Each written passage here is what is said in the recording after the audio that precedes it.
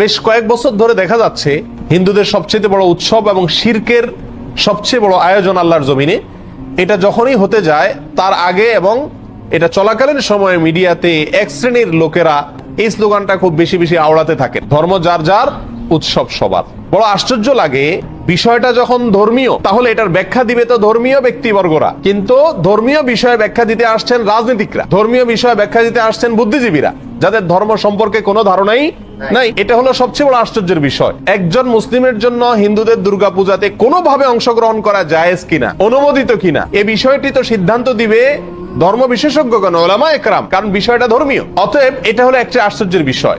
দ্বিতীয়ত হলো, এই স্লোগানটার মতো অন্তঃসার শূন্য, অযৌক্তিক এবং হাস্যকর আর কোনো স্লোগান হতে পারে না।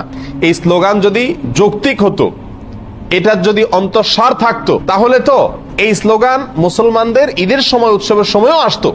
বলা হতো, হিন্দুদেরকে আহ্বান করা হতো, তোমরাও আসো, দোনো ঈদে অংশগ্রহণ করো। অথচ তখন এটা করা হয় না। তাহলে বোঝা গেল উদ্দেশ্যমূলক ভাবে শুধু মুসলমানদের ঈমান ধ্বংস করার জন্য এই ষড়যন্ত্রমূলক স্লোগানটি বাজারে চাউর করে রাখা হয়েছে এবং এর পিছনে